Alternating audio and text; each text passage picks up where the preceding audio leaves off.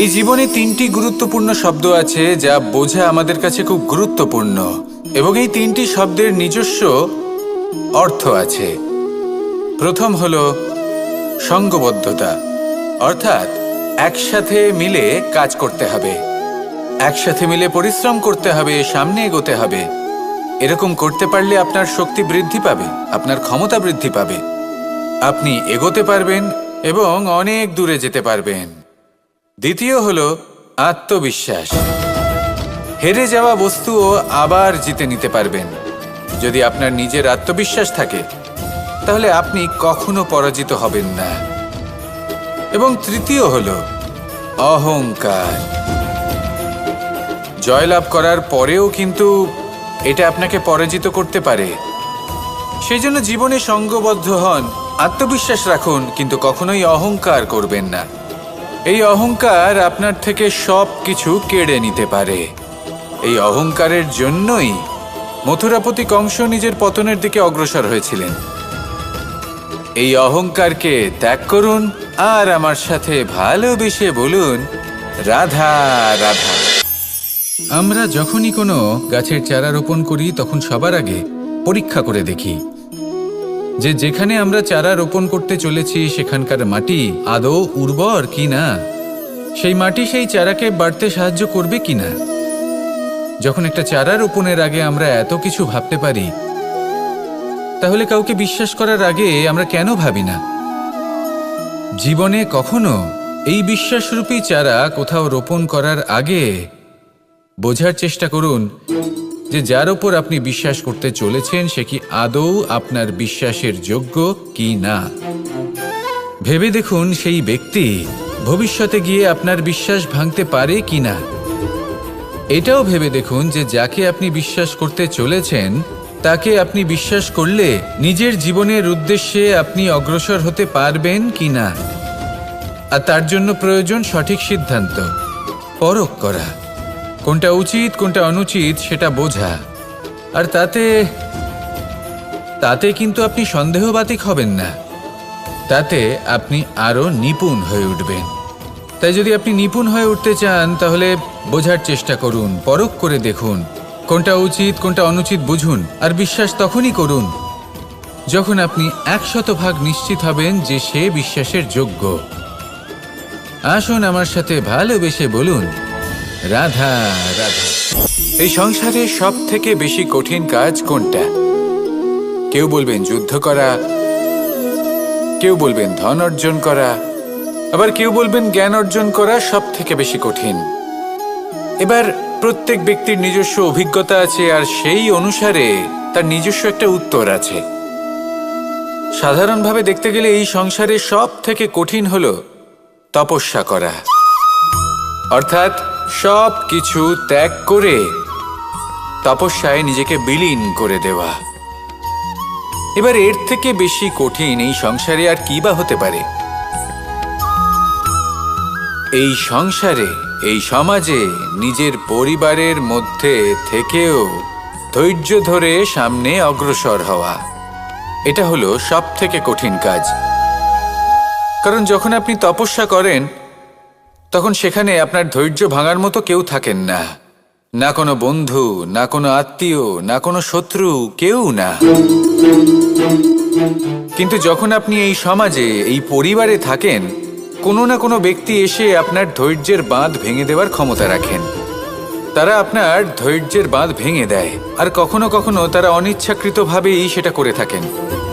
কারণ তাদের মানসিকতা আপনার থেকে আলাদা, তাদের কর্ম আপনার থেকে আলাদা, তাদের দৃষ্টিভঙ্গি আপনার থেকে আলাদা, জীবন যাপন আপনার থেকে আলাদা। সেক্ষেত্রে আপনি ধৈর্যচ্যুত হন, প্রসন্নতা আপনার থেকে ছিনিয়ে নেওয়া হয়। সেই জন্য এই সংসারে, এই পরিবারের থেকেও ধৈর্য ধরে সামনে অগ্রসর হওয়া কোনো পর্বতের শিখরে গিয়ে তপস্যা করার থেকেও অনেক বেশি কঠিন। আর যে ব্যক্তি এই সমাজেই, এই পরিবারে, সেই সকল মানুষের মধ্যে থেকে গিয়েও ধৈর্য ধরে অগ্রসর হতে থাকেন, যারা এই কাজটা শিখে নিতে পারেন, তারাই কিন্তু জীবনে আনন্দ লাভ করতে পারেন। এই ধৈর্যই শেষে আপনার জীবনে প্রসন্নতা বহন করে আনবে। তাই ধৈর্য ধরে জীবনের পথে অগ্রসর হন আর আমার সাথে ভালোবেসে বলুন, রাধা রাধা। পাশা নামক এই খেলাটি আপনারা নিশ্চয়ই খেলেছেন, না খেলে থাকলে দেখেছেন, আর যদি দেখেও না থাকেন তাহলে নিশ্চিত রূপে শুনেছেন। মহাভারতের এই মহাযুদ্ধ কোথাও না কোথাও এই পাশা নামক খেলার কারণে হয়েছিল। পাশার এই বিচিত্র খেলা, দান, এইসবের কারণে কেউ নিজের মাথায় রাজ মুকুট পরিধান করেছিলেন, আবার সেখানেই পরাজিত হওয়ার জন্য কাউকে বনবাসও ভোগ করতে হয়েছিল। কিন্তু এই খেলা সমাপ্ত হওয়ার পরে সমস্ত ঘুঁটি আর এই পাশার ছক একই পুটলিতে স্থান পেল। এটাই হলো আমাদের জীবন। এই সংসারে আমরা জয় পরাজয়ের বিষয়ে এতটাই ভাবি, এত চিন্তা করি যে এই জীবনের খেলার আনন্দটাই উপভোগ করতে পারি না। আর অবশেষে কি হয়? কেউ জয়ী হন, কেউ পরাজিত হন, কিন্তু দুজনেই একই স্থানে পৌঁছে যান। প্রত্যেক ব্যক্তি মৃত্যুর পরে একটি নির্দিষ্ট স্থানেই পৌঁছতে বাধ্য, কিন্তু ততক্ষণ এই জীবন, এই খেলা, তার আনন্দ উপভোগ করুন। এই সংসারে সেই ব্যক্তি শ্রেষ্ঠ স্থানে পৌঁছতে পেরেছেন যিনি এই সংসারকে প্রকাশ প্রদান করেছেন, যিনি কখনো জয় পরাজয় এই বিষয়ে ভাবেননি, শুধু এই জীবনের খেলার আনন্দ উপভোগ করেছেন। এটাই আপনিও করুন আর আমার সাথে ভালোবেসে বলুন, রাধা রাধা। রাধা কখনো কখনো আমার জন্য বড়ই সুগন্ধি আতর নিয়ে আসে, পারিজাত ফুলের মালা নিয়ে আসে আমার প্রসাধন করবে বলে, এবং আমার সব থেকে বেশি প্রিয় মাখন নিজে হাতে বানিয়ে আনে আমাকে নিজে হাতে খাইয়ে দেবে বলে, সবকিছু আমাকে প্রসন্ন করবে বলে। কিন্তু আপনি কখনো ভেবেছেন যে এই আতর কিভাবে বানানো হয়? সহস্র ফুলের পাপড়ি একসাথে পিষে নিতে হয়, তারপরে তার থেকে যে রস নিঃসৃত হয় সেই রস দ্বারাই আতর তৈরি হয়। অনেক সংখ্যক ফুলকে অসীম যন্ত্রণা ভোগ করতে হয়, তবে তারা আমার প্রসাধন সামগ্রী হয়ে উঠতে পারে। দুধ থেকে মাখন তৈরি করার জন্য কতটা পরিমাণ মন্থন সহ্য করতে হয় সেটা আপনি জানেন। ঠিক সেই রকমই হলো আমাদের জীবনও।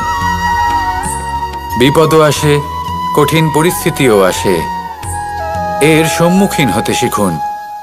মনে রাখবেন, আপনি হলেন সেই দুধ যাকে মন্থন সহ্য করতে হবে মাখন হয়ে ওঠার জন্য। মনে রাখবেন, আপনি হলেন সেই ফুলের মতন যাদের পিষ্ট হতে হবে সুগন্ধি আতর হয়ে ওঠার জন্য, যাকে এই সংসার পছন্দ করে। কখনো কখনো জীবনে আপনার সাথে খারাপ শুধুমাত্র এই কারণে ঘটে যাতে আপনার শ্রেষ্ঠ রূপ এই সংসারের সামনে আসতে পারে। শুধুমাত্র কঠিন পরিস্থিতি এবং বিপদকে একটা সুযোগ হিসেবে দেখার চেষ্টা করুন। আপনার জন্য এই সংসার বদলে যাবে, সংসারকে দেখার দৃষ্টিভঙ্গি পাল্টে যাবে, আপনার ভাগ্য পাল্টে যাবে, আর এই মন প্রসন্ন হয়ে বলবে, রাধা রাধা। প্রত্যেক মানুষ নিজের জীবনে দুঃখ অনুভব করেন। প্রত্যেকের দুঃখ আলাদা হতে পারে। কারোর মনে এই দুঃখ থাকে যে সে তার বাবা মায়ের সব ইচ্ছে পূরণ করতে পারেননি। কেউ এটা ভেবে দুঃখ পান যে সে চিরকাল সদাচার করেছেন, সৎকর্ম করেছেন, কিন্তু তাও তাকে দুরাচারী বলে মনে করা হয়। কেউ এটা ভেবেও দুঃখ পান যে তার সামনে যে ব্যক্তি রয়েছেন তার চোখে তিনি শত্রু হয়ে উঠেছেন বা দুষ্ট হয়ে উঠেছেন, যেখানে তিনি হয়তো কোনো অনুচিত কাজই করেননি। এবার এই সমস্ত বিষয় নিয়ে ভেবে নিজের ব্যক্তিত্ব নিয়ে সন্দেহ প্রকাশ করবেন না।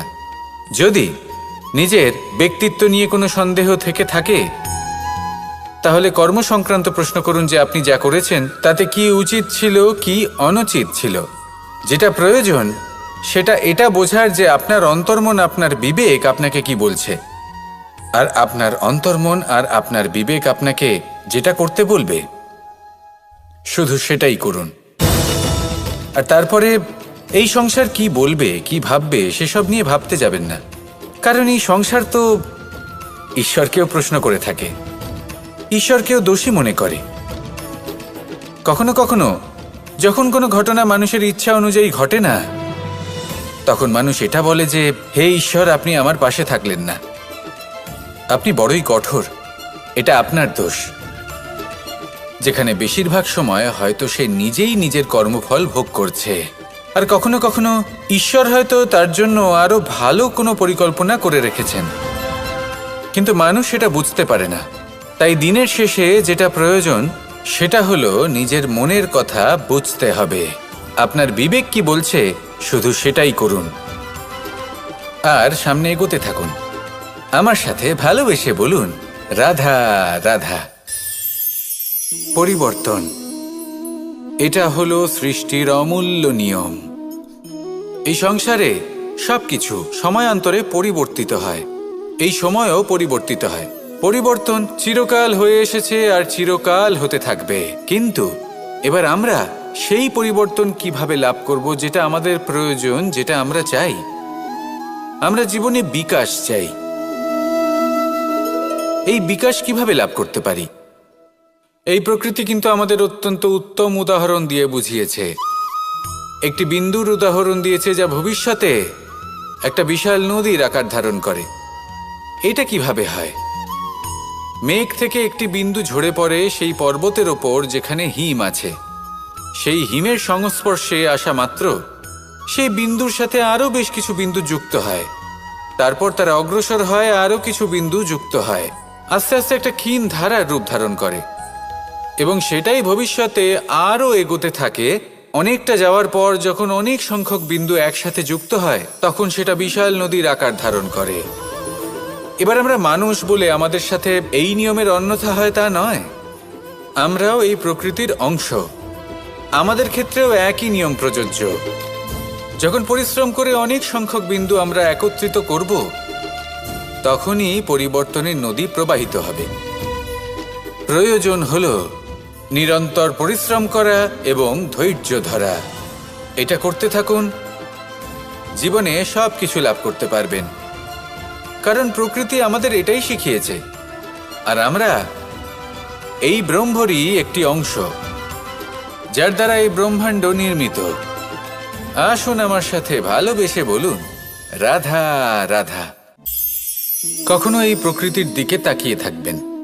এই প্রকৃতি অনেক ধরনের শিক্ষা দেয়। কোনো একটা গাছকে দেখুন কিভাবে সে মাটি থেকে জল শুষে নেয়। সে ঝড় হোক বা হোক কড়া রোদ সব সহ্য করে এবং অবশেষে সে ফল ধারণ করে।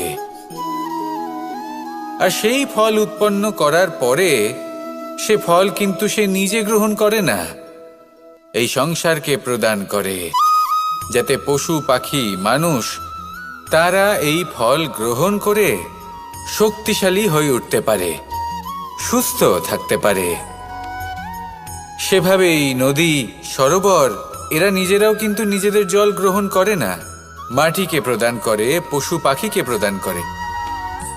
সূর্য নিজেও নিজের জন্য প্রজ্বলিত হয় না, সে প্রকাশ ছড়িয়ে দিতে চায় আমাদের সবার কাছে, সে আলো পৌঁছে দিতে চায়। এই প্রত্যেকের কর্মে পরমার্থ নিহিত আছে, আর সেই জন্যই এদের সকলকে পুজো করা হয়। তাই মনে রাখবেন, আপনার কাছে জীবন যাপনের অতিরিক্ত যা কিছুই আছে তা পরমার্থের জন্য। তাহলে তার সদ্ব্যবহার করুন আর আমার সাথে ভালোবেসে বলুন, রাধা রাধা। আমরা প্রত্যেকেই অবশ্যই এমন সময় দেখেছি যখন অনেকগুলো সমস্যা একসাথে আমাদের জীবনে এসে পড়ে। সমস্যা আমাদের প্রত্যেকের জীবনেই থাকে। আমরা তার সমাধান খুঁজতে চেষ্টা করি, কখনো সমাধান খুঁজে পাই, আবার কখনো যতই চেষ্টা করি না কেন কোনো সমাধান খুঁজেই পাই না। আর যখন এটা হয় তখন মানুষ অত্যন্ত বিচলিত হয়ে পড়েন। নিজের আত্মীয় স্বজন, নিজের বন্ধু বা সংসার এদের ওপরে এই দোষ চাপিয়ে দেন যে এদের জন্যই এই সমস্যা এসেছে। এবার যদি আমি আপনাকে কোনো পরামর্শ দিই তাহলে এটাই বলবো যে দৃষ্টিভঙ্গি পাল্টে দেখুন। এই দৃষ্টিভঙ্গি দিয়ে দেখুন যে এই সংসারে যে সমস্যায় আসুক না কেন তার জন্য কেউ দোষী নয়, না আপনি না অন্য কেউ। এই পুরো খেলাটাই আপনার মানসিকতা, আপনার দৃষ্টিভঙ্গির, আপনার মনের। কিভাবে বোঝাচ্ছি? যখন আমাদের মন শক্ত থাকে তখন কঠিন থেকে কঠিনতর পরিস্থিতিও আমাদের জীবনে খুব বেশি হলে প্রতিস্পর্ধা হয়ে থেকে যায়। সেখানে যদি আমাদের মন দুর্বল থাকে, তখন অল্প কঠিন পরিস্থিতিও আমাদের কাছে খুব বড় সমস্যা হয়ে যায়, তাই না? একটা শক্ত মন কঠিন পরিস্থিতিকে প্রতিস্পর্ধা হিসেবে দেখে আর তার মধ্যে ওটা সুযোগ খুঁজে নেয়। আমাদের শুধু এটাই করতে হবে। এই সংসারে অন্য কাউকে দোষী মনে করলে আপনার সমস্যা দূর হয়ে যাবে না। সেই জন্য এই সংসারকে দোষ দেওয়ার বদলে এই সমস্যার মূলে চলে যান, সেটাকে বুঝুন, নিজের এই মনকে শক্ত করে তুলুন। যদি আপনার মন শক্তিশালী হয়, তাহলে এই সংসারে অনেক বড় বড় কঠিন থেকে কঠিনতর পরিস্থিতিও যদি আসে, আপনার জীবনে যতই বড় বড় সমস্যা আসুক না কেন, আপনার লক্ষ্য লাভে বাধা দিতে পারবে না। আসুন আমার সাথে ভালোবেসে বলুন, রাধা রাধা। আমরা সবাই পাথর দেখেছি, পর্বতও দেখেছি, শুকনো পাতাও দেখেছি, শ্যামল বনানীও দেখেছি। কখনো ভেবেছেন পাথরের অস্তিত্ব কিন্তু ততক্ষণ পর্যন্ত যতক্ষণ সে পর্বতের গায়ে আটকে থাকে। যখন সেই পর্বত থেকে সেই পাথর ভিন্ন হয়ে যায় ও নিজের অস্তিত্ব হারিয়ে ফেলে। আস্তে আস্তে কখনো পাথর কেটে বা কখনো পিষ্ট হয়ে সেই পাথর আস্তে আস্তে মাটিতে পরিণত হয় এবং পূর্ণরূপে নিজের অস্তিত্ব হারিয়ে ফেলে। এটাই পাতার সাথেও হয়। এই পাতা যতক্ষণ গাছের ডালের সাথে যুক্ত ততক্ষণ তার অস্তিত্ব থাকে। যখনই ডাল থেকে বিচ্ছিন্ন হয়, সেও নিজের অস্তিত্ব হারিয়ে ফেলে। আর এটাই আমাদের সাথেও হয়। যতক্ষণ আমরা নিজেদের আপনজনের সাথে যুক্ত থাকি, আমাদের অস্তিত্ব বজায় থাকে। যখন আপনজনদের সাথে সম্পর্ক ছিন্ন করি, তখন আমরাও আমাদের অস্তিত্ব হারিয়ে ফেলি। এবার এই সংসারের প্রত্যেক ব্যক্তি স্বতন্ত্র থাকতে চান, আর অনেক ব্যক্তি স্বতন্ত্র থাকবেন বলে আপনজনদের দূরে করে দেন আর তাদের সাথে এই সম্পর্ক ছিন্ন করেন। এটা কি সত্যি প্রয়োজন? আপনজনদের সাথে সম্পর্ক ছিন্ন করে নিজের অস্তিত্ব হারিয়ে ফেলা প্রয়োজনীয়, নাকি আপনজনদের সাথে সম্পর্ক বজায় রেখে নিজেদের স্বতন্ত্র করে রাখা সেটা আবশ্যক? নির্বাচন আপনারই। আসুন আমার সাথে ভালোবেসে বলুন, রাধা রাধা। আপনি কি কখনো নৌকা যাত্রা করেছেন? করে না থাকলেও নিশ্চয়ই দেখেছেন যে এই জল যা নিজের অন্তরে সব কিছু সমাহিত করে নিতে পারে, এই নৌকা সেই জলের ওপরেই ভেসে থাকে। নদীর স্রোত কাটিয়ে সে সামনে অগ্রসর হয়। কিন্তু যদি এই নৌকায় কোনো ছিদ্র হয়, তাহলে কিন্তু সেই নৌকা ডুবে যাবে। আর এতে কোনো তফাৎ হবে না যে সেই ছিদ্র ছোট নাকি বড়, নৌকা ডুবে যাবে। এই ছিদ্র হলো আমাদের জীবনে আমাদের অপগুণ, আমাদের দোষ, আমাদের বিকার। কখনো এটা ভাববেন না যে এই দোষ খুবই ছোট, এতে কিছুই যাবে আসবে না। না, সেই ছোট দোষ, সেই ছোট বিকার যদি সেটাকে শুধরে না নেন, তাহলে সেটা আপনাকে আপনার পতনের দিকে নিয়ে যাবে। শেষ পর্যন্ত এটা আপনার ওপর নির্ভরশীল যে আপনি কি চান। আপনার জীবনের এই নৌকা এভাবেই ডুবে যেতে দেখবেন, নাকি নিজেকে শুধরে নিয়ে সেই নৌকার সেই ছিদ্রটাকে ভরিয়ে তুলতে চাইবেন? নির্বাচন আপনার। আসুন আমার সাথে ভালোবেসে বলুন, রাধা রাধা। জল, জলই পৃথিবীতে বেঁচে থাকার জন্য আবশ্যক তো বটেই, কিন্তু এই জল আমাদের একটা অত্যন্ত গুরুত্বপূর্ণ শিক্ষা প্রদান করে। কখনো এই জলকে দেখেছেন? যে পরিস্থিতিতেই এই জল প্রবাহিত হোক না কেন, এর উপর যা কিছুই প্রভাব থাকুক না কেন, এর পথে যতই বাধা আসুক না কেন, তার মধ্যে থেকে ও নিজের পথ ঠিক বের করে নেয়, কিন্তু নিজের প্রবাহ থামতে দেয় না, ক্রমাগত অগ্রসর হতে থাকে। সেরকমই একটা শিক্ষা যেটা আমরা জল থেকে পেয়ে থাকি, তা হলো এটা: আমরা যখন জলের দিকে তাকাই তখন আমরা নিজের প্রতিবিম্ব দেখি, স্পষ্টভাবে দেখতে পাই। কিন্তু তখনই দেখতে পাই যখন এই জল শান্ত থাকে, স্থির থাকে। যদি এই জল অশান্ত হয়ে থাকে, স্থির না হয়, তাহলে আমরা এতে নিজের প্রতিবিম্ব দেখতে পাই না। এটাই আমাদের মনের সাথেও হয়ে থাকে। যখনই জীবনে কোনো সংকট আসে, যদি আমরা শান্ত মনে, স্থির মনে সিদ্ধান্ত নিই, তাহলে সেটা এমন একটা শীতল সিদ্ধান্ত হবে যেটা আমাদের ভবিষ্যৎকে একটা শ্রেষ্ঠ স্থানে নিয়ে যাবে। যদি এই মন অশান্ত হয়, বিচলিত হয়, পীড়িত হয়, দুঃখিত হয়ে থাকে, রুষ্ট হয়ে থাকে, তাহলে অনেক সময় আমরা এমন সিদ্ধান্ত নিই যেটা আমাদের জন্য অনুচিত প্রমাণিত হয়। যখন আপনি ক্রুদ্ধ ছিলেন বা দুঃখের বশে ছিলেন, তখন অনেক সময় হয়তো এমন সিদ্ধান্ত নিয়েছেন যেটার জন্য ভবিষ্যতে আপনি অনুশোচনা করেছেন। এবার দেখুন, এই আবেগগুলো থেকে আমরা পালাতে পারবো না, কিন্তু এই আবেগগুলো আপনার উপর কতটা প্রভাব ফেলবে সেটা আমরা অবশ্যই ঠিক করতে পারি। এই মনকে আমরা নিয়ন্ত্রণ করতে পারি। এটাই করুন, চিন্তা করুন, এই মনকে শান্ত রাখুন, স্থির হতে চেষ্টা করুন, আর তারপরে সিদ্ধান্ত নিন। আসুন আমার সাথে ভালোবেসে বলুন, রাধা রাধা। এই সংসারে ভৌতিক বস্তুরও নিয়তি আছে। যারাই এই সংসারে আসে বা উৎপন্ন হয়, তারা কিছুমাত্র সময় পর্যন্তই এখানে থাকতে পারে, আর তারপরে সেও লুপ্ত হয়ে যায়, অর্থাৎ সে নিজেও এই পঞ্চমহাভূতে সমাহিত হয়ে যায়। আমাদের সাথেও ঠিক এটাই হয়। সেই জন্যই ঈশ্বর দ্বারা প্রদত্ত এই উপহারের বিষয়ে ভাবুন, এই জীবনের বিষয়ে ভাবুন। ঠিক যেমন বিশ্বাস ভঙ্গ হলে কোনো ব্যক্তি আমাদের কাছে অপরিচিত হয়ে যান, ঠিক সেরকমই শেষ নিঃশ্বাস ত্যাগের পর এই শরীরও আমাদের কাছে পরই হয়ে যায়।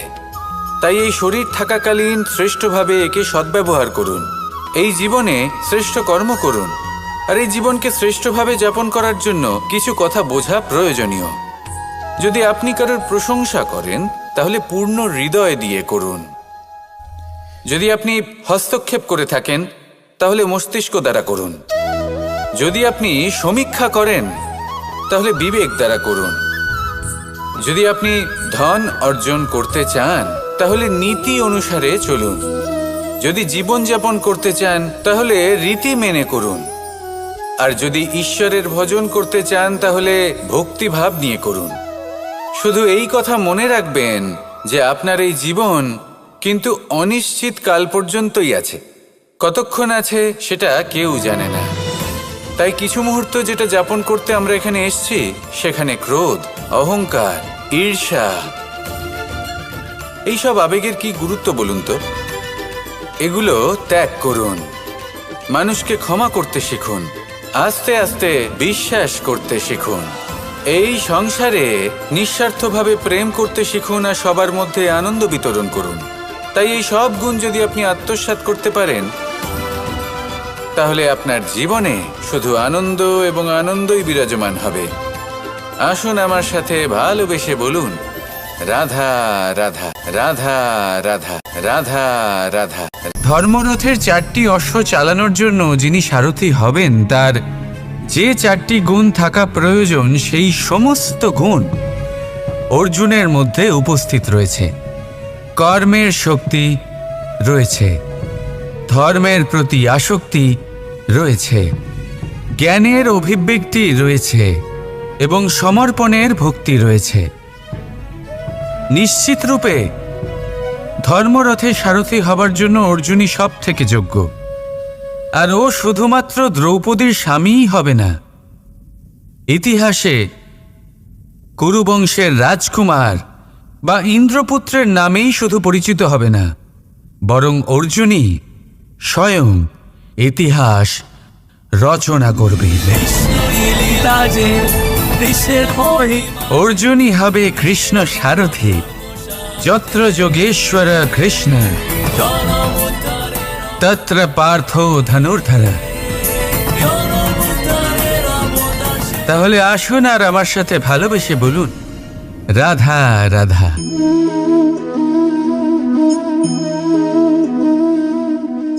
আপনার কি মনে হয় আমি কি করছি? আপনি বলবেন আমি প্রদীপ জ্বালাচ্ছি। সঠিক। কিন্তু প্রশ্ন হচ্ছে যে আমি কি আপনাকে বলেছি যে একে প্রদীপ বলা হয়? না। এই প্রদীপ কি নিজেই নিজের পরিচয় আপনাকে দিয়েছে? না। তাহলে আপনি কি করে জানলেন যে একে প্রদীপ বলা হয়? উত্তর হচ্ছে প্রকাশ। যে স্বয়ং জ্বলে অন্ধকারের মধ্যে সংসারকে পথ দেখায়, সেটাই প্রদীপ। যা নিরাশার মাঝে আশার আলো প্রদর্শন করে, সেটাই প্রদীপ। অপর দিকে আছে সাপ, যাকে না দেখেও তার ফনার আওয়াজ শুনেই লোকে ভয় পেয়ে যায়। তার মানে ব্যক্তির পরিচয় তার কর্মের দ্বারা পাওয়া যায়। তাই আপনার এটা বলার প্রয়োজন নেই যে আপনার পরিচয় কি। এটা আপনার কর্মই নিশ্চিত করবে যে লোকে আপনাকে প্রদীপ ভেবে ভালোবাসবে নাকি সাপ ভেবে ভীত হয়ে থাকবে। রাধা রাধা। সময় কত বিচিত্র হয়। সময় আমাদের পক্ষে থাকলে আমরা নিজেদের রাজা মনে করে নিই, আর সেই সময় যদি বিপক্ষে চলে যায় তাহলে নিঃস্ব হতে সময় লাগে না। তাই মানুষের একটা অভ্যেস আছে, খারাপ সময়ের জন্য কিছু সঞ্চয় করা। আত্মীয়, বন্ধু খারাপ সময় পাশ থেকে সরে যান। যশ, মান প্রতিকূল সময় চিরস্থায়ী হয় না। তাই মানুষ মনে করে অর্থ সঞ্চয় করাই শ্রেয়। অর্থের কোনো হৃদয় নেই যা সময়ের সাথে পরিবর্তিত হবে। সংসার বলে সর্বদা অর্থ সঞ্চয় করতে থাকুন।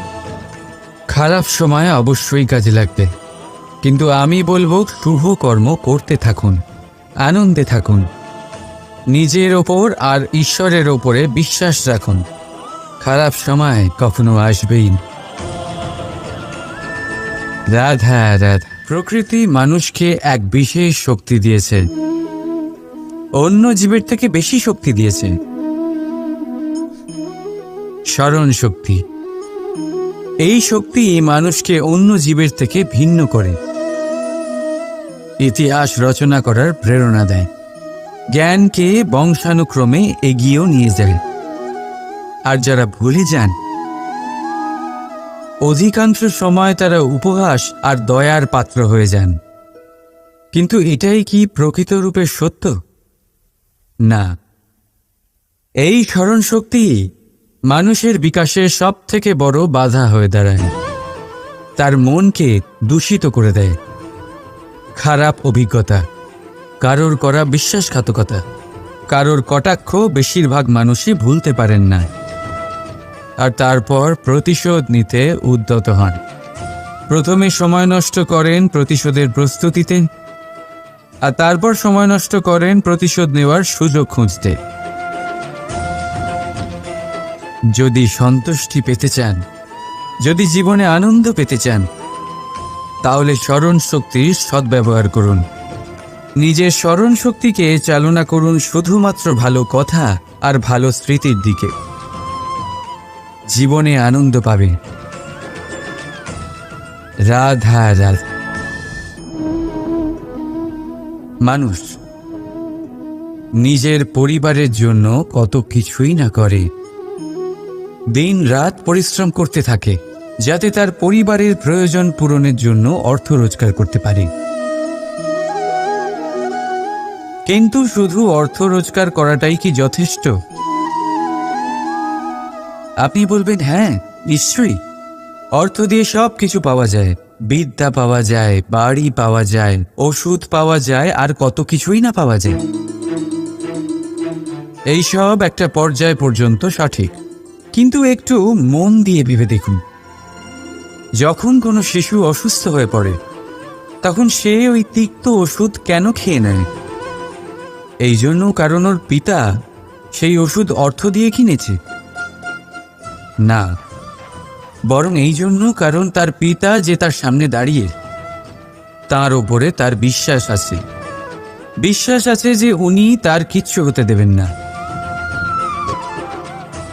এই বিশ্বাস, এই সংস্কার, এই শিক্ষা কখনো অর্থ দিয়ে পাওয়া যায় না।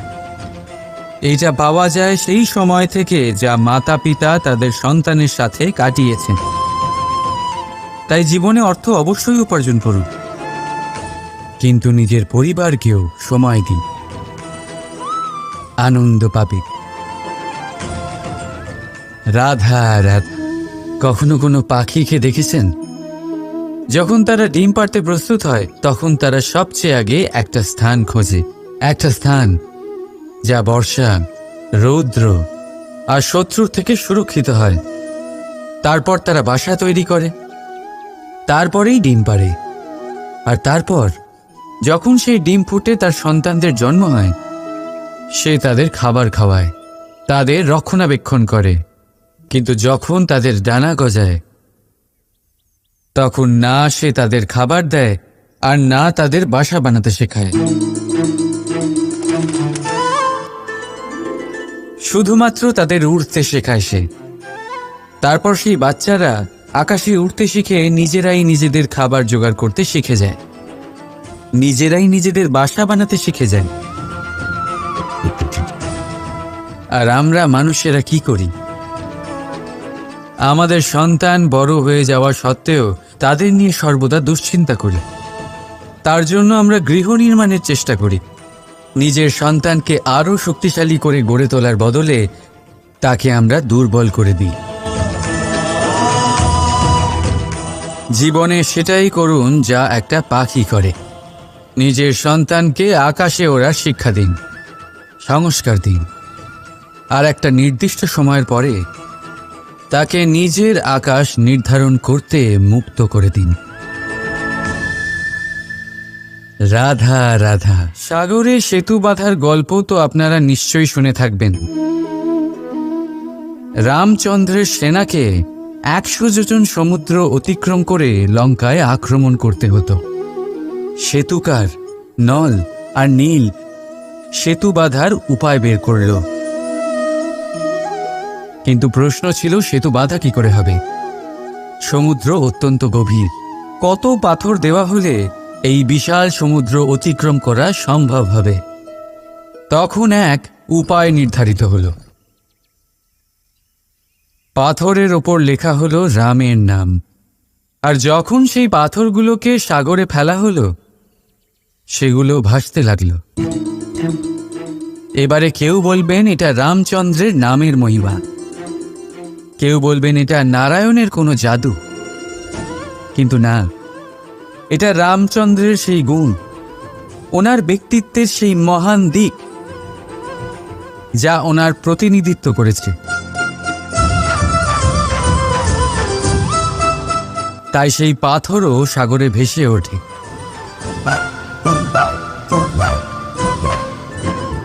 ঠিক সেইভাবেই যেখানে আমরা থাকি না, সেখানে আমাদের গুণ আমাদের প্রতিনিধিত্ব করে। আমাদের নামের শক্তি আমরা নিজেরাই তৈরি করি, আমাদের কর্ম দিই, আমাদের গুণ দিই। এবার সিদ্ধান্ত আপনার যে আপনার নামের সাহায্যে কেউ বিপদ থেকে উদ্ধার হবে, নাকি আপনার দুষ্কর্মের ফলে কেউ ডুবে যাবে। ভালো করে ভেবে দেখুন। রাধা রাধা। আমাদের জীবনে গুরুজনেরা, জ্ঞানী মানুষজন সবসময় একটা কথা বলেন, ধৈর্য ধরো। শুধুমাত্র দুটো শব্দ, কিন্তু কতটা বিশাল সেটা বোঝার চেষ্টা করুন। ছোট একটা অস্ত্র হাতে নিন এবং একটা বিশাল পর্বতে নিরন্তর প্রহার করতে থাকুন। ধৈর্য ধরে সেই কাজ করতে থাকুন। এমন একদিন আসবে, এই বিশাল পর্বতে আপনি একটা পথ তৈরি করবেন। কোনো ধনুর্ধর যখন নিজের বিদ্যা অর্জন করেন, তখন তাকেও ধৈর্য ধরতে হয়, তার নিজেকে সময় দিতে হয়, তবেই সে ধনুর্বিদ্যা শিখতে পারে। সেইভাবে আমাদের জীবনেও ধৈর্য ধরার খুব প্রয়োজন। পরিবারে ধৈর্য রাখতে পারলে তাহলে আস্তে আস্তে দেখবেন প্রেম বৃদ্ধি পাচ্ছে।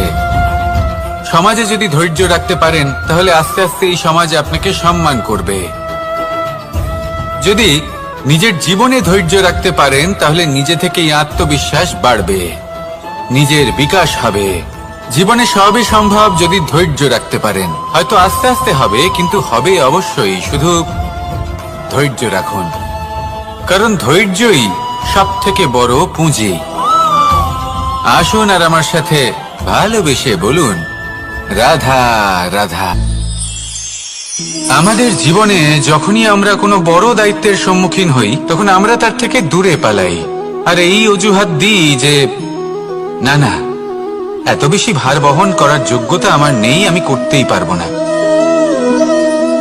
দেখুন, এই সংসারে ভিন্ন ভিন্ন ধরনের গাছ আছে, ছোট গাছ, বড় গাছ, কিন্তু বটগাছের মতো বড় এবং নিবিড় গাছ আর একটাও নেই।